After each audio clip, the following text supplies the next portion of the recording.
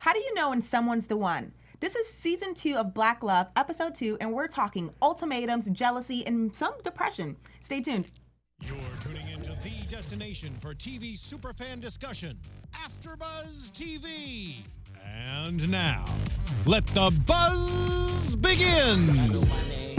There go the party. See, first of all, I know this song coming. I don't know why I decide that I want to sing, but hey guys, welcome back to Black Love Season 2. We're going to be talking about getting down the aisle tonight.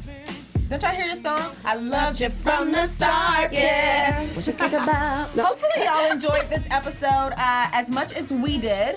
I'm Elayna, your host. What's up? I'm Lauren Ashley. Hey, I'm Jaimi Alexander. Crystal Chanal here. Yeah, we about to talk about getting down the aisle because it was really interesting. Hey. But this song makes it sound like it was so much more fun than how they made it seem. Very true.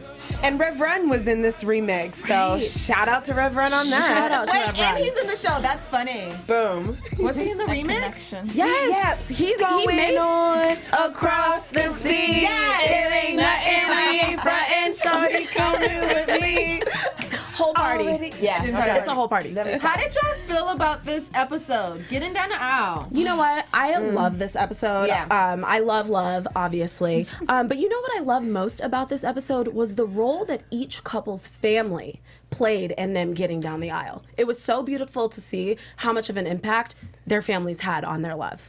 Beautiful, except when it came to The sights. Ryan and Right. the sights and the visions that Right. were like, he's evil. Right. It literally Stay just away. wasn't gonna happen. Right. I think that this episode was very real. Like I thought that they were very honest, just about this is what it took. Yeah. This is what I was planning. This is what I was thinking. This is how fast we did it. And I was like, okay, I can respect that. Yeah, they were very candid. Yeah. You know, Yeah. they gave such good advice and things that we can actually relate to and follow. Right. And what I loved about the women is that they weren't afraid of speaking up about what they wanted. Yes. And I'm just an advocate of that. Look, if you're not the type of woman who's... If you don't want to date multiple people at once and that's not your thing, then just go ahead and tell the man you're dating. Like, Yes. I'm Yeah. not going to be third, fourth, fifth. I'm not going to be... So all the women that were like, look, I'm not about to do this without a commitment. Well, and it The was men were like... Yeah, it was so nice to see too how receptive they were to that. Yes, like, I'm that not part. about to lose my Girl. woman right now at 18 years old. I want to be with her. And I can relate to that because I've been with my husband since I was 19. And to kind of grow and have that love together, it's great to see them, you know, look how far they came. You've been with your husband since you were 19. How 19. long have you guys been married? We have been married for 3 years, together for a decade. Wow. Yes, long Yes, time. I yeah, locked see, that down. Work it So- out. So this episode kind of like made me a little upset. Why? Because I was with somebody when I was that young, and I saw his potential. I was having a little DeVon Kadeen moment, and I was like, why couldn't this father mucker pull up just a little she bit said more? it, y'all. No, we didn't. Just She a little. said she reversed it. Yeah, just I was kind of like, well, it just makes me wonder, like, man, if he was fighting as hard as me, maybe we'd be on the show talking about something. Maybe if not the show, but maybe we'd have a testimony of our own. But it's like, man, I spent them early years fighting alone, and then I mean, didn't get nothing from it. everybody's journey is different, so that's not to say anything. Yours is right around the corner. Don't worry. I have, well, okay, going off of that, with your journey, being that you've been in your relationship and you've been married for 3 years, together for 10, a lot of the couples on this episode talked about how they knew.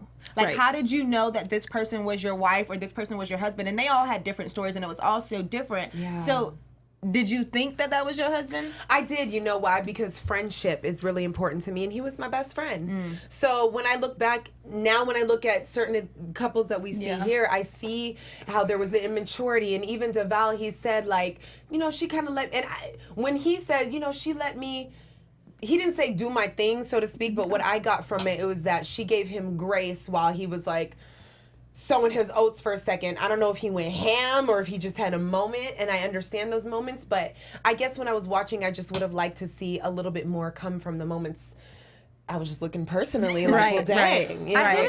I love the overcoming. But I think it's interesting, too, though, he even said, like, he had to decide whether he was going to fully, like, sow his oats or take this step to be married. And he chose marriage over, you know, he knew that he was going to have to become a man with her versus trying to do it on his own and then come back to her because they may not always be there. And at 18 years old, you're so, you know, immature at that point. Honestly, you don't know yourself. And, like, obviously, in the episode, he reviels that he went through a really dark time, too. Yes, so it was like, so heartbreaking to watch him. I think that the fact that I don't think he decided that he wanted to go live his life. She may have tried to give him a little leeway, but it sounds like from what he was saying in the episode that he chose the married life. He chose it. You're right. He literally chose it at that young age during that fresh because he had some kind of inner knowing. Boom. And I really think you have to desire to want to be married. You know, it's a commitment and it's something that you really deep down inside have to want to do. It's a choice. It's not a feeling. I think a lot of times, you know, we feel love and we're like, but love is also a decision. And these are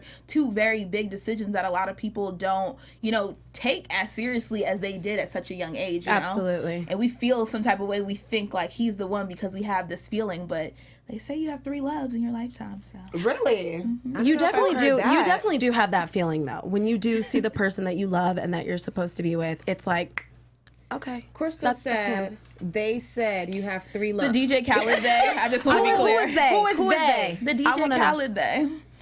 Girl, she said the DJ Khaled? Right. Okay, so we're taking love advice from DJ Khaled now. No, we're not. DJ Khaled doesn't even give his wife fellatio. Yes, he doesn't. He refuses. The right word? Yes. He don't do that. No. He did. No, but that's the problem.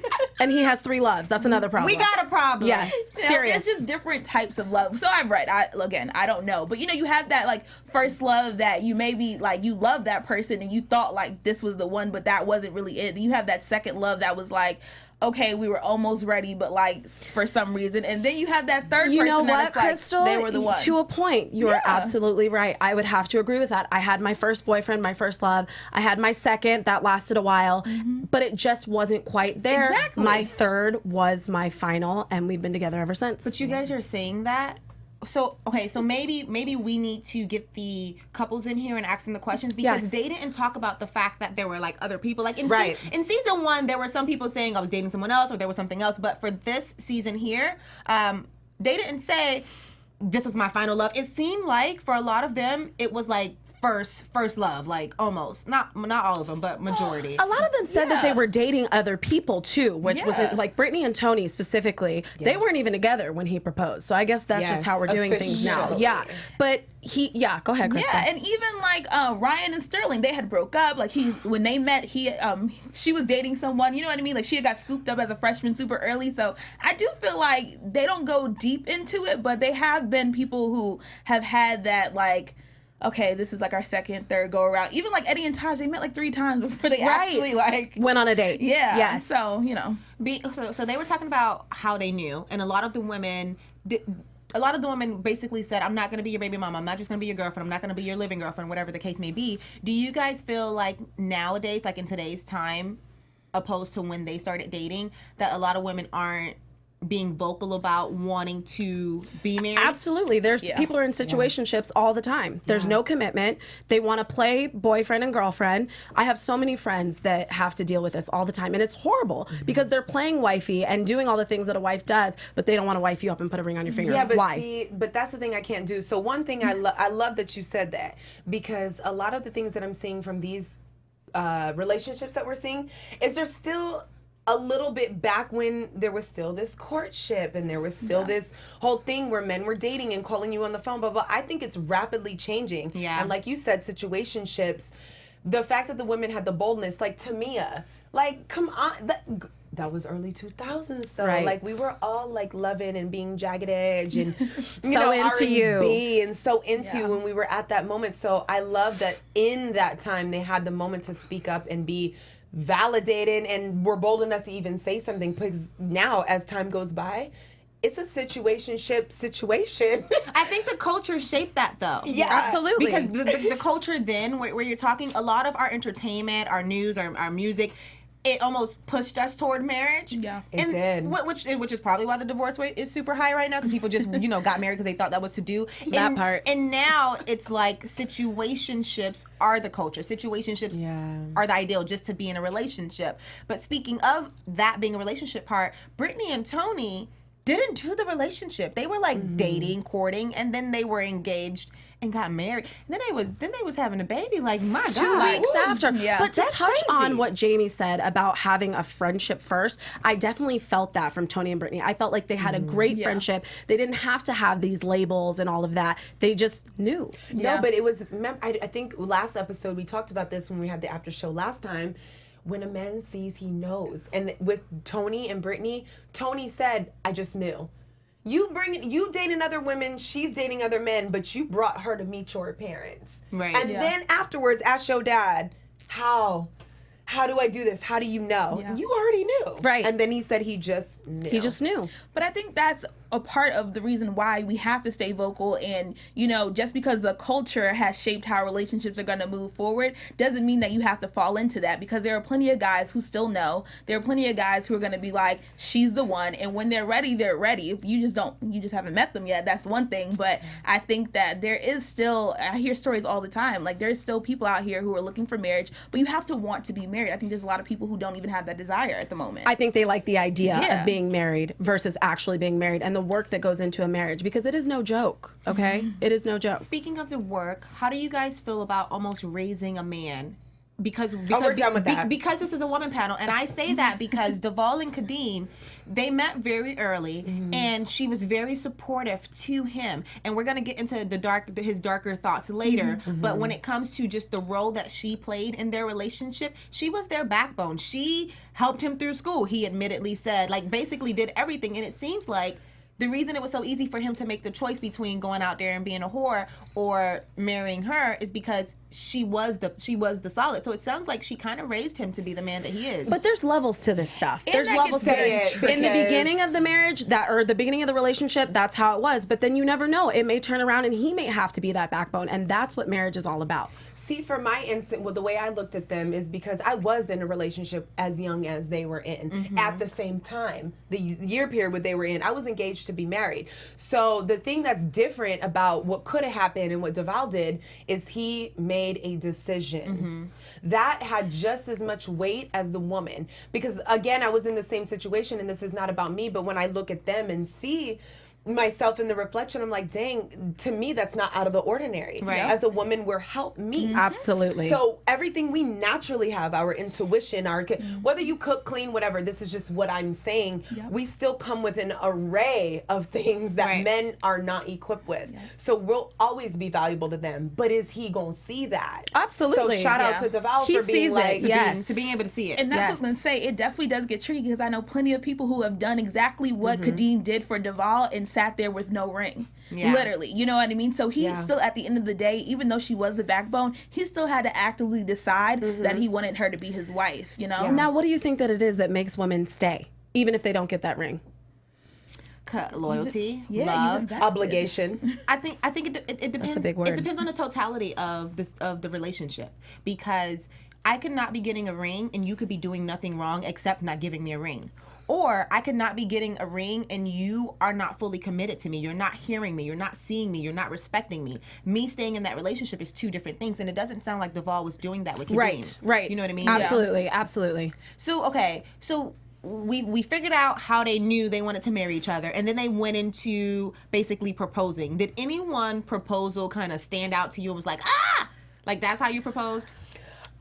Well, yeah, I think y'all know who like I'm thinking about. Maybe you're watching at home and somebody was telling how they proposed and you were just like, not cutting it. Or you were like super in love. You were like that? No, I was. He did it well. He did it real good. He who? My husband. Oh, I said, okay. yeah. No, Okay. he did good.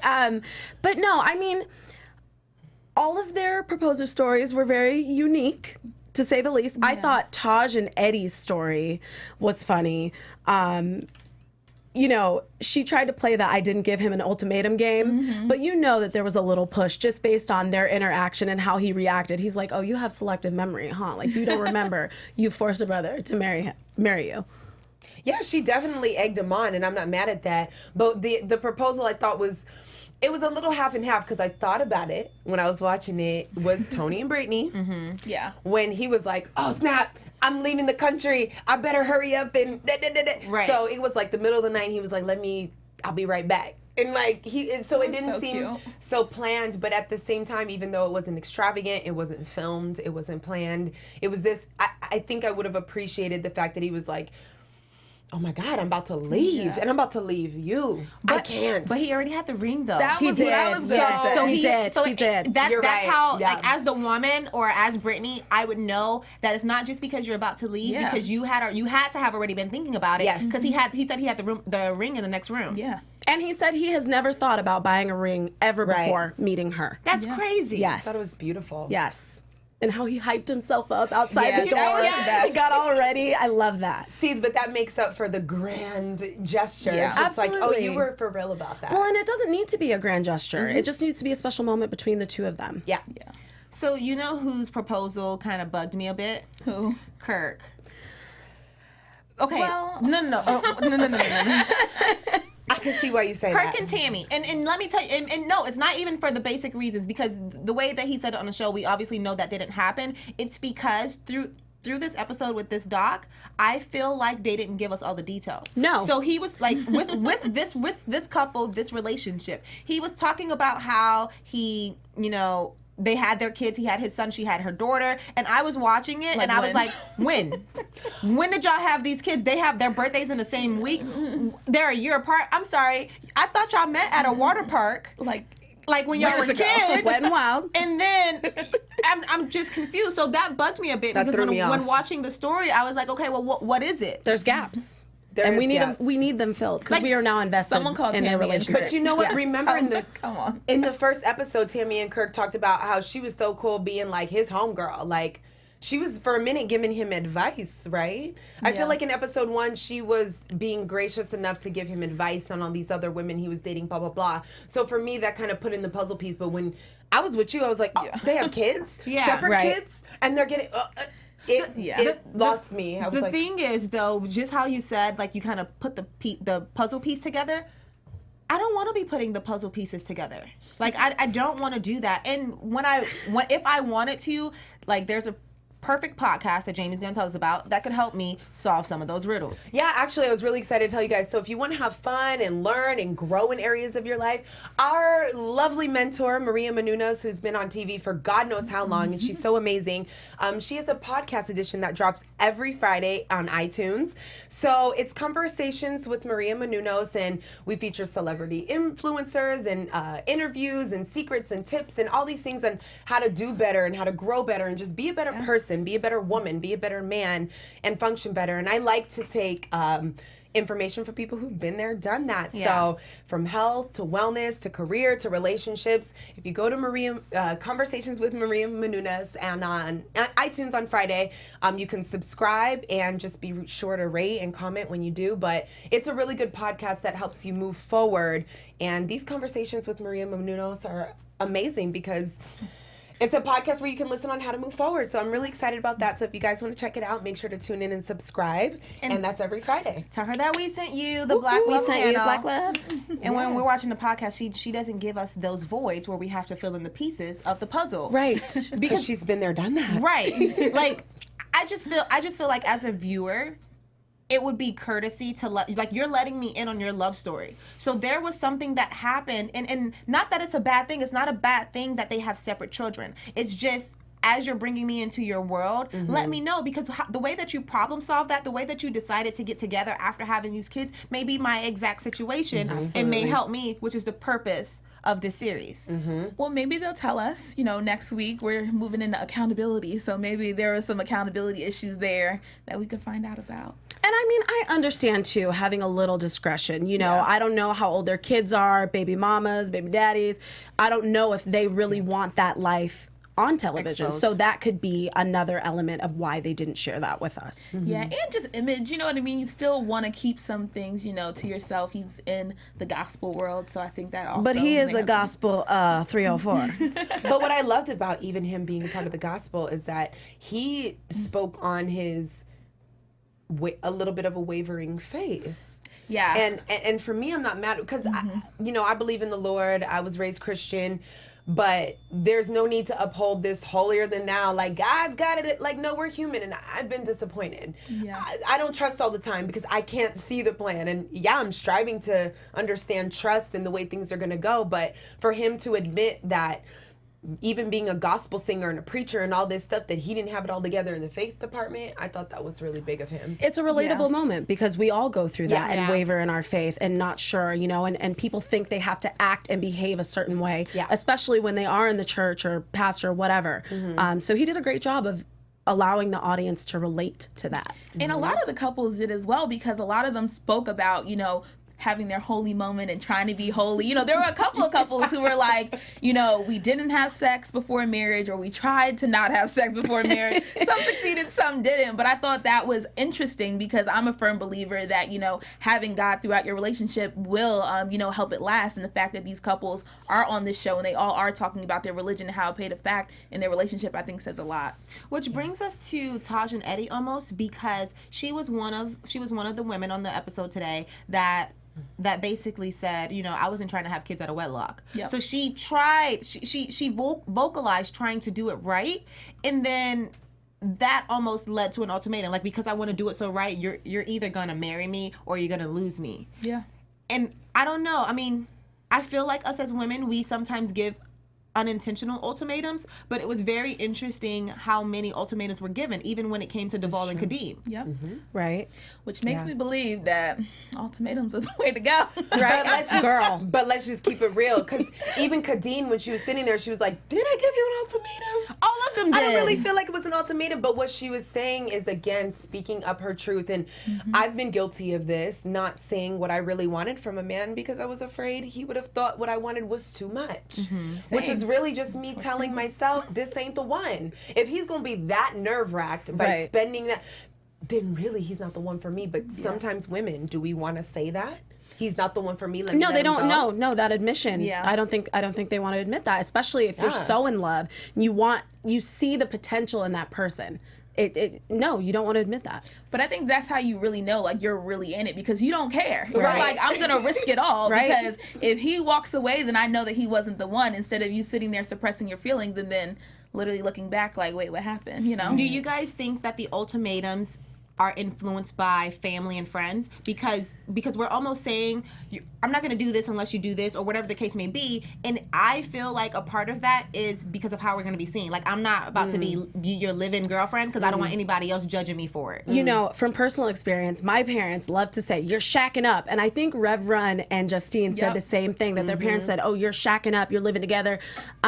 Yes, parents have a big influence on that. They don't want to be in the marriage. They don't want to be involved in the problems, but they want to tell you to get married. Right. Speaking of parent and involving, when it came to Sterling and Ryan, I was gonna say,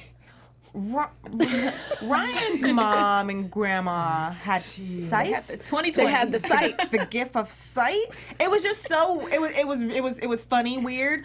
So basically, they had visions. Yes. And her grandma had this vision that Sterling is just not the guy. He's evil. Stay away. That's tough. That's hard, because what do you do? And I mean, granted, they said that she passed on, rest in peace, to Ryan's grandmother. Absolutely. Yes. So I wonder if she was still alive, would she have not made the decision to marry him? Well, that's what Sterling was saying. Yeah. He was like, I don't know if this would have been a situation, but I think Ryan had to look at the cues of where Sterling was as a person, as an adult. How is he? Of course, your parents and your grandparents are going to influence some of your relationship, but you can't. You are the only person that really knows that person. That's what I was going to say. For her, it seemed like she had to look at herself. Right. It had to come to a point at some point where it wasn't about everyone else for her. Right. Yeah. And that was major. And that's something that we all have to do. If we're going to, I mean, do you feel like you had to do that in your relationship, I guess? Did you have to put aside beliefs? Absolutely. I mean, especially being in an interracial relationship. Yes, I had to, and just put it to my mom, like, look, this is what I'm doing. You have to respect it. I'm an adult, and I moved out. That's it. That's it. That was that. I think it was also interesting. Ryan and Sterling said that they went to therapy, and I thought it was really great to see a couple on Black Love who, did the therapy route before. Marriage counseling is also really recommended, so I thought that was really great. And they found someone that they truly related to, and that I think was a little bit different from the mom and the grandmom, just to get like a second opinion. So I thought that was really great, just because I think we need to see more of that. Absolutely. Even going into therapy, I feel like there's a discussion about mental health and mental awareness that DeVon brought up. Yeah. And it really touched me to see him reliving the moments in his mind and having the conversation and still break down and cry. Yeah. But what was refreshing about that was he was crying and he wasn't trying to hide it.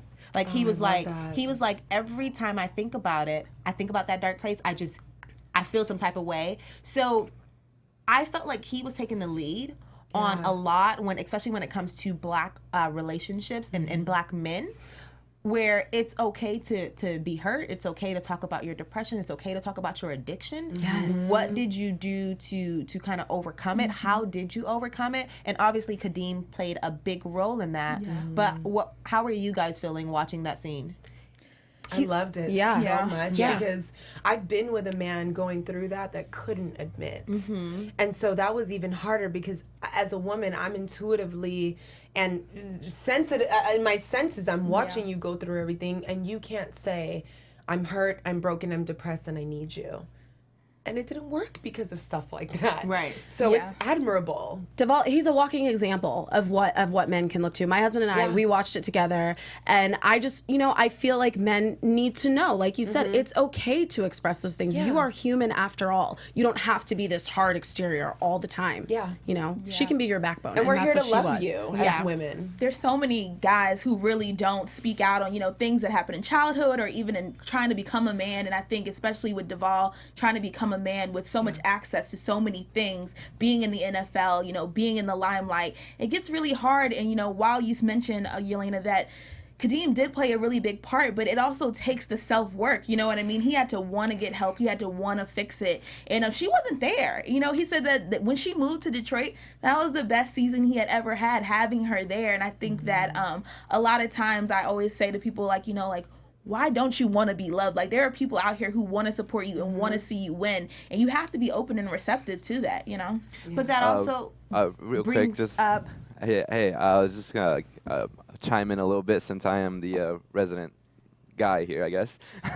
But yeah, I really admire what you guys are talking about. And personally, growing up, I wasn't that, muscular, chiseled, aggro man dude, But, that actually... I learned early on that communication is very key in a lot of things, not just relationships.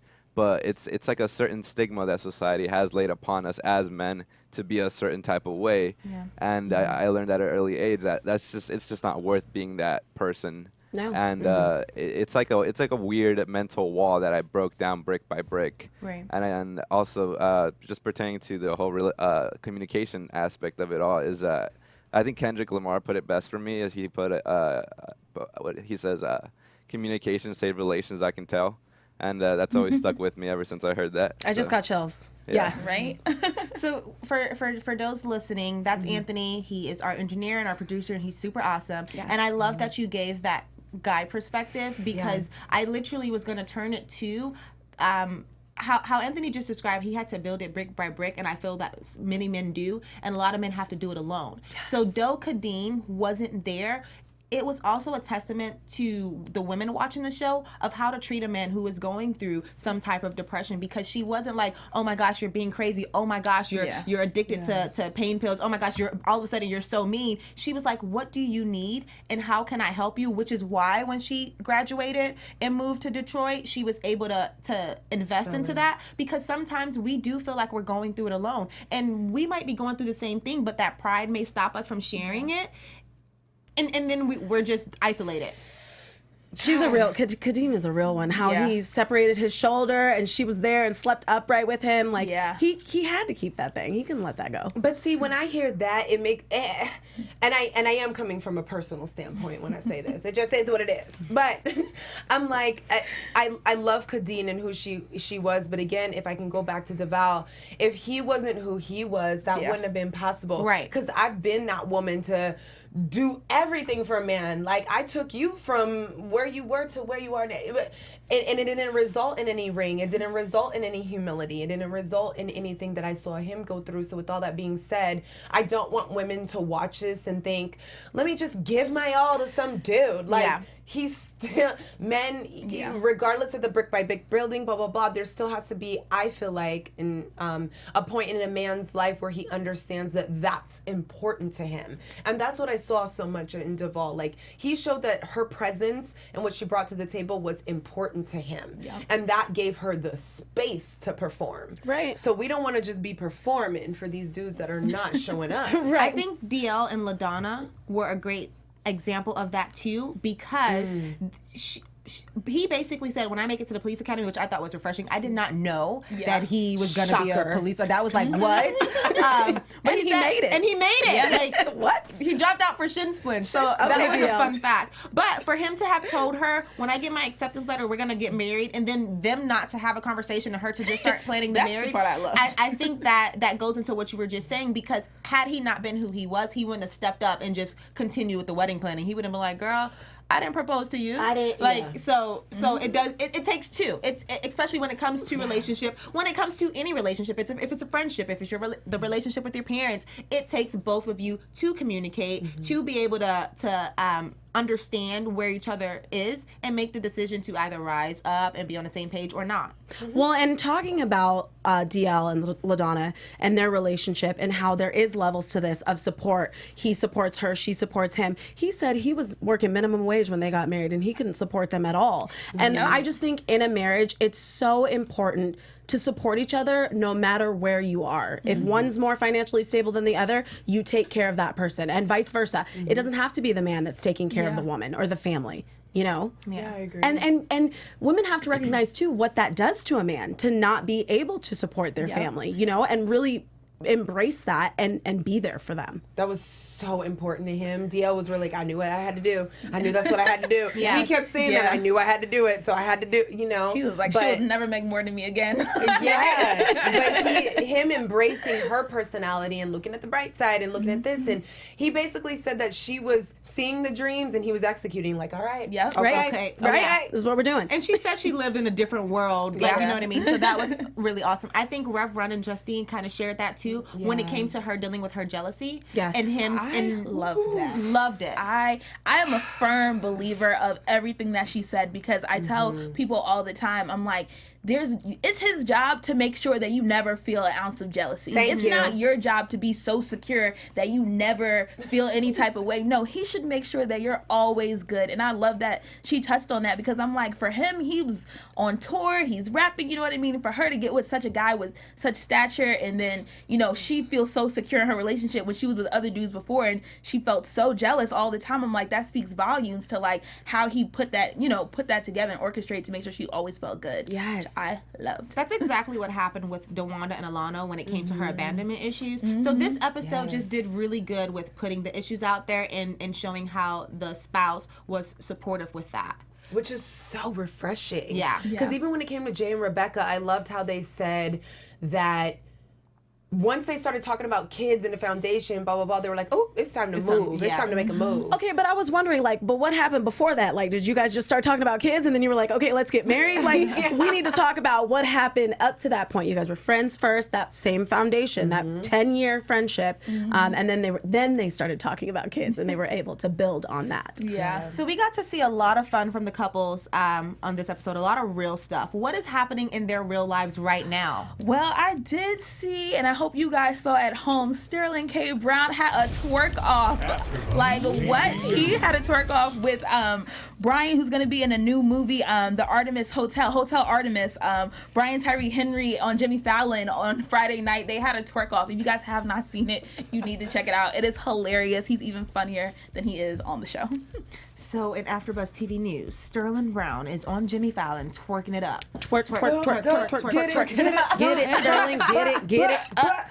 Honestly, I'm not gonna be able to watch. I can't. I'm gonna be like, because you won't be able to separate. Just stop. I can't look anymore. Like Randall, Sterling, I just twerking. Please. I can't. Ryan's gonna be in the back like, Right. Hey. Get it, Sterling. I love. Oh my God.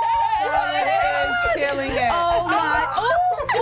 He looked back at it. He looked back. Oh my goodness. He lost control of his butt, is what he said. Here's the thing. I feel like he looked back at those Ann Bryant booty shorts that he thought Ryan was wearing.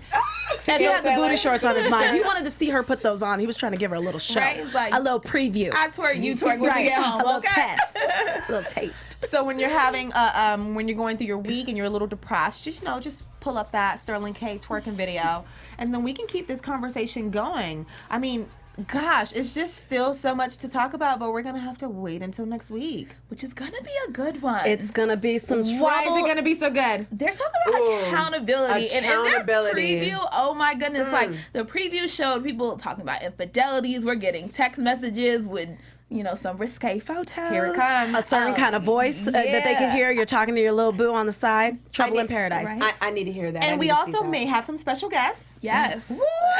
And we get new couples next week as well. We do.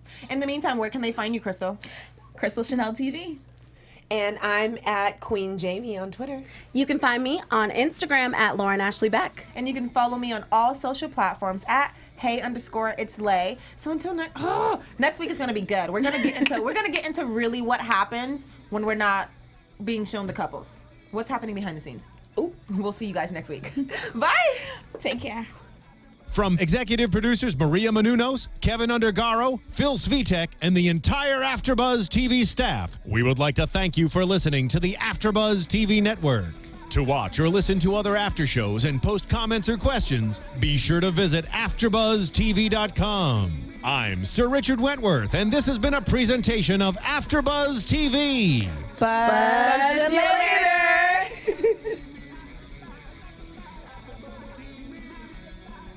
The views expressed herein are those of the hosts only and do not necessarily reflect the views of AfterBuzz TV or its owners or principals.